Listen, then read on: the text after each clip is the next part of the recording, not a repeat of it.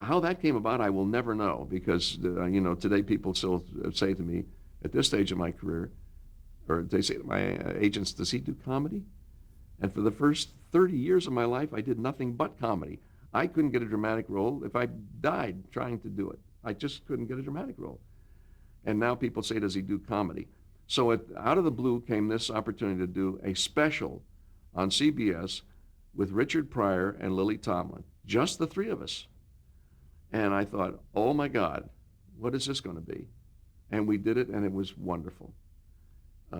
She created the character of Bobby, the barroom singer on that show, and I had a wonderful time. Just before we started to go on live, I played this bartender, and I said, I've got to look different for this.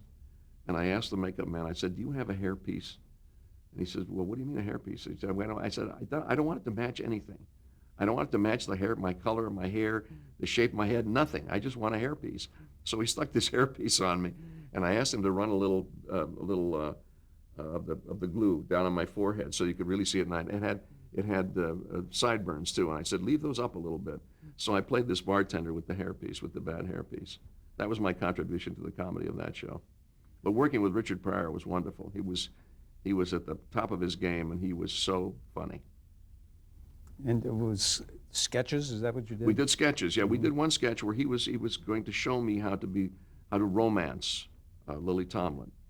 And so as I come to the door of the room, I had a little Banaka tube, and I go to squirt it in my face, and I turned it around so it squirted in his face.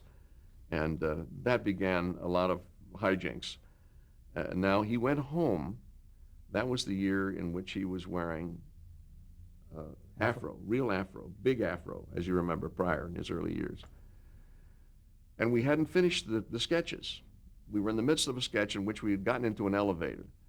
And he came back to the studio to CBS the next day with cornrows. And everybody said, Richard, what the hell have you done? He said, well, he said, you can't do this. He says, you know how long to put this in? I'm not going to take this out. And so he plays the rest of the scene and the rest of the show in an afro wig. They had to find a wig to put on him to cover the cornrows. And that was Richard Pryor in those days.